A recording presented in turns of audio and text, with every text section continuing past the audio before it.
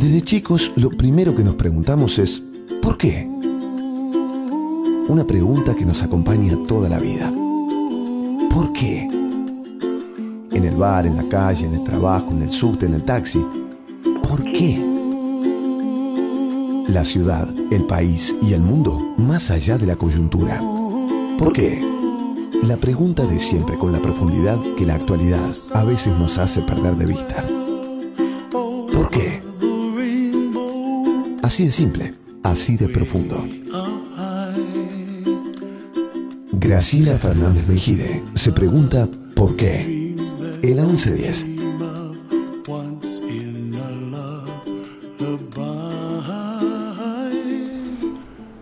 Hola, buenas tardes, ¿cómo están ustedes? Mi nombre es Graciela Fernández Mejide y este programa, como usted ya sabe, se llama ¿Por qué? Es un programa que plantea preguntas y recibe respuestas de los invitados para pensar la Argentina. La Argentina de hoy y a futuro. Algunas veces nos hemos metido en por qué nos pasó lo que nunca nos debió haber pasado, sobre todo con los 70, pero ahora estamos mirando para adelante. Y para ayudarnos hoy están con nosotros Graciela Camaño y Miguel Braun. Graciela Camaño es actualmente diputada nacional por el Frente Renovador y Miguel Braun es economista, director del Banco Ciudad y director ejecutivo de la Fundación Pensar, que es la escuela de dirigentes del PRO. Bueno, ahora vamos a meternos con eso. ¿Qué es una escuela de dirigentes, Miguel? En realidad, la Fundación Pensar se ocupa principalmente del armado de los planes de gobierno para lo que sería un eventual gobierno de Mauricio Macri en el 2015 y colaboramos con la escuela de gobierno que es del partido y dirige Paula Bertol y ahí, bueno, la idea es que para tomar un gobierno nacional eventualmente hace falta mucha gente, digamos, bueno, vos tenés la experiencia de haber estado y sabés la cantidad de gente que necesitás y gente capaz, idónea, y para eso necesitamos buscar mucha gente joven, mucha gente nueva, que no haya estado en política, gente en todo el país. El PRO tiene ya un equipo... ¿Por qué que no haya estado en política? A ver, contame. No, digo, además de los que ya han estado, hay que sumar a otros que no estuvieron. Está y en ese caso hace falta capacitarlos, que entiendan cómo funciona el Estado, qué es un expediente, qué es un presupuesto, y por eso el PRO, como muchos otros partidos políticos, tiene una escuela de dirigentes. Yo creo que es bastante novedoso. ¿Vos qué te parece, Graciela? ¿Qué tal? ¿Cómo estás? Primero saludarte y agradecerte la invitación al programa. Yo creo que es importante que nosotros nos preparemos. Creo que la novedad está vinculada a la necesidad que tenemos cuando observamos el gobierno. Me refiero al gobierno, en realidad al Estado, ¿no? Uh-huh. El nivel de decrepitud que tiene, o sea... nosotros sinceramente necesitamos dejar el discurso del Estado y empezar a pensar en serio en generar un Estado que realmente responda a las necesidades del siglo XXI. O sea, nosotros tenemos un Estado que tiene una mentalidad que se va adaptando a los diferentes procesos electorales. Uh-huh. Y fíjate vos qué paradójico, porque el trabajador del Estado es el único que está tutelado por la Constitución. Uh-huh. O sea, su seguridad en el empleo se lo establece la Constitución. O sea que en 1853 hubo gente que pensó que el Estado debía estar fuera de la lid o del combate electoral partidario. Pero todos sabemos que a lo largo de los años esto no ha ocurrido, y estos años de democracia yo creo que nos dejan el sabor amargo de no haber tenido la capacidad de construir un buen Estado, un Estado de servidores públicos. Entonces me parece que generar canteras en los partidos políticos, no solamente, digamos, en el conocimiento técnico de las diferentes áreas del gobierno, sino fundamentalmente generando el espíritu del servidor público, ¿no? Nosotros en la escuela de gobierno que inauguramos recientemente, con una enorme experiencia en cuanto a gente que ha actuado en función de gobierno, Yo les decía el martes a los alumnos en una charla que lo más importante era que se tome conciencia de lo que significaba ser un servidor público, porque la política perdió el rumbo, porque la cosa pública, el bien común, no está como uno de los objetivos. Entonces me parece que esas son las oportunidades que te plantea formar cuadros especializados, pero que también tengan un contenido muy fuerte de lo que tiene que ser el Estado. En otros países... Es un desafío. Sí, no, seguro. En otros países, y bueno, ustedes ya deben haber abrevado en antecedentes, por ejemplo, en Francia, esto se va creando a través de las propias carreras universitarias, la Politécnica y demás. Casi todos los servidores públicos salen de distintas escuelas o universidades. En Estados Unidos también hay colegios, sobre todo en Filadelfia, donde haber pasado por ahí es como que te ha capacitado para ser un servidor público. Acá no ocurre.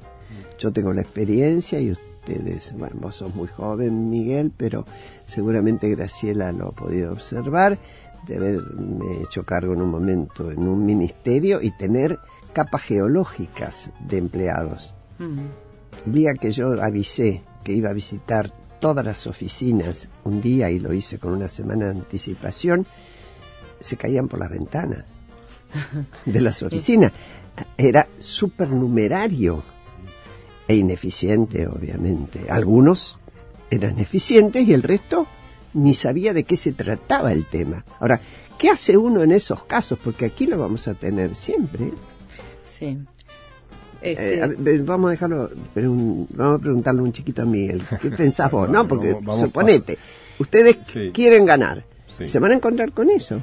Sí, mira, yo creo que hay distintas cuestiones. Primero, la complejidad del Estado viene creciendo cada vez más, como de todo, ¿no? Como de la economía, digamos, no es el mismo el Estado de hoy que el de hace 100 años, que básicamente proveía justicia, policía y ejército, digamos. Claro. Y necesitas cuadros especializados y cuadros con capacidad de adaptación a la nueva realidad. Creo que Graciela planteaba muy bien, los desafíos del siglo XXI son completamente distintos y lo que se está discutiendo en el mundo no es lo que estamos discutiendo acá.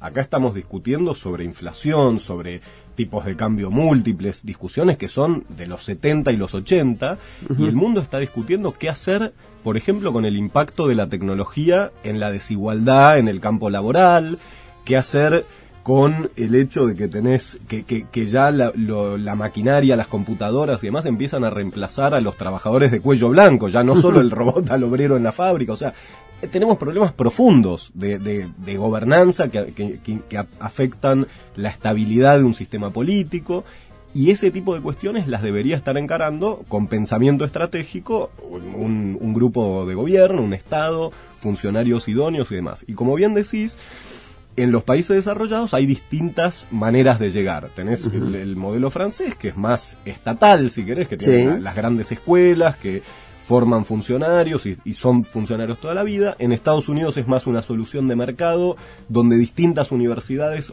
compiten por ofrecer mejores programas. En ambos casos terminan con buenos funcionarios. Acá, lamentablemente, la solución de mercado, si querés, recién está empezando. Algunas universidades empiezan a ofrecer programas de maestría en políticas públicas, pero el Estado, que tiene la oportunidad, está, digamos, la escuela de gobierno existe, hoy está tomada partidariamente. Hoy, en vez de buscar formar funcionarios idóneos, busca formar militantes. De hecho, si entras en la página web, empieza con una cita del Che Guevara, que, digamos, todo bien con el Che Guevara, pero, no, digamos, me parece que no es el modelo para el funcionario del siglo XXI. Pasó la época, vos decís. Exactamente. Entonces creo que hay mucho por hacer en ese campo. Sí, Graciela. No, sí, yo te corté recién. No coincido con el análisis, pero bueno, es un tema que hay que abordarlo con mucho cuidado. Mi experiencia en el Ministerio de Trabajo no fue tan traumática, ¿no? No sé si fue la situación de caos total en la que me encontré, pero en realidad el funcionariado del Ministerio de Trabajo, que fue lo que yo validé muchísimo, realmente tenía capacidad y eran cuadros técnicos muy interesantes.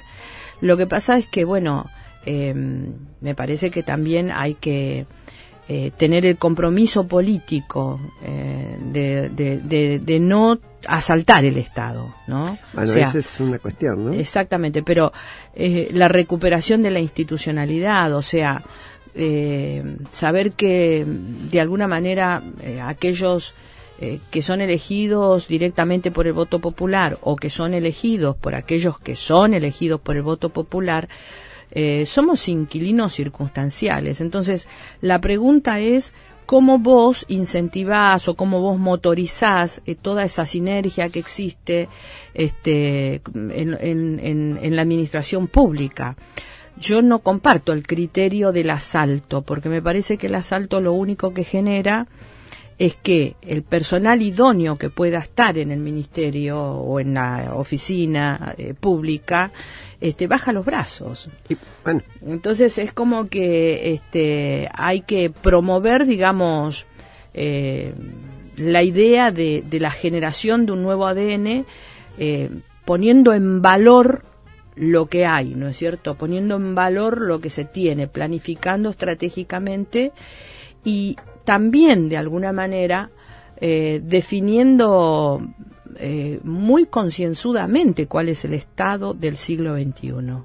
Porque la verdad es que en este país, en nombre de una política de Estado presente, a lo largo de 10 años se hicieron barbaridades y descontroles. Así es. O sea, se generaron sociedades que manejan muchísimo dinero y que están fuera de las figuras societarias que se conocen, y entonces hay una falta de información, una falta de control, y entonces ya me parece que la cosa está vinculada a, digamos, qué es lo que se piensa desde los empoderados, que tiene que ser la función del Estado, ¿no? Sí, cuando yo me refería al Ministerio de Desarrollo Social, sería injusto no reconocer que había gente realmente que sabía. De hecho, teníamos en temas muy, por ejemplo, atender catástrofes, fuera por inundación o lo que fuere. Había una mujer que manejaba todo impresionantemente bien. Y no era nuestra, estaba de antes. Ahora, al mismo tiempo había una nube de inútiles que vos te lo llevabas por delante. Sí. Y eso era una realidad. A lo mejor esa gente con claros objetivos y puestos a trabajar en temas donde acompañaran bien, hubieran sido fantásticos, pero no. Era un amontonamiento, y esto es lo que vos llamás bien el asalto al Estado. Exacto. Pero ¿sabes por qué lo digo, Graciela? Fundamentalmente porque la responsabilidad, las capas geológicas las tenemos los partidos políticos. No, seguramente. Entonces, vos fíjate qué es lo que ha ocurrido con la administración pública en este tiempo. Lo que ha ocurrido es que ante la incapacidad de ejercer el poder, de ordenar, etcétera, y de poder andar el Estado, poner a andar el funcionariado, lo que se ha hecho en prácticamente todas las oficinas públicas es generar un Estado paralelo. Esto te lo dicen todos. O sea, cualquier funcionario viejo de carrera en cualquier ministerio te lo dice. Hay como una suerte de digamos, el recreo de los empleados públicos, de vieja data, y hay un grupo de élite que es lo que hicieron con el INDEC, o sea, meterse por arriba de los técnicos, de los tipos especializados, de los que tienen experiencia, etcétera, y generar un buró por arriba que solamente responde a consignas políticas. En ese estado está hoy el Estado argentino. Bueno, vamos a seguir en el próximo bloque y yo mando 2 preguntas o observaciones. ¿Ustedes creen que podrán los partidos políticos renunciar a este asalto al Estado? Es una. Y tomemos un poco el INDEC como a qué se renunció cuando se lo modificó. Ahora seguimos, ¿eh?